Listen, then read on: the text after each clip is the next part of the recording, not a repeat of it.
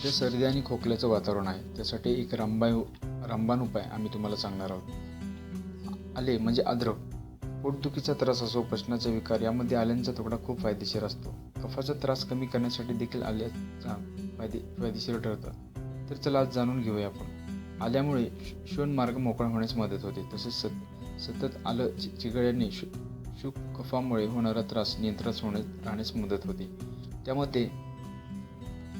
त्यामध्ये अँटीऑक्सिडंट घटक शरीरातील टॉक्सिक म्हणजे घातक घटक बाहेर पडण्यास मदत होते. तसेच आल्यामधील हे घटक शामक असल्यामुळे त्रास कमी होण्यास मदत होते. आल्यामुळे श्वसन मार्गातील ॲलर्जी रिॲक्शन रोखण्यास मदत होते. त्यामुळे अस्थमा, ब्रोंकायटिसचा त्रास कमी होतो. तसेच आल्यासोबत मीठ खाल्ल्याने हे मिश्रण अधिक प्रभावी आणि औषधी होण्यास मदत होते. मिठामुळे घशात बॅक्टेरियाची होणारा वाढ रोखण्यास मदत होते. नेमका कसा करायचा याचा वापर? कफाचा त्रास कमी करण्यासाठी आलं आणि मीठ म्हणजे अद्रक आणि मीठ एकत्र चिघळणे आणि अत्यंत सोपी घरगुती उपाय आहे. मात्र हा उपाय साऱ्यांनी आवडेलच असे नाही, म्हणून त्याऐवजी आल्याचा रस देखील तुम्ही पिऊ शकता. आले आणि मीठ. आल्यांचा लहानसा तुकडा सोलून त्यावर मीठ पसरवा. हळूहळू आल्याचा तुकडा चिघळा, त्याचा रस गिळा.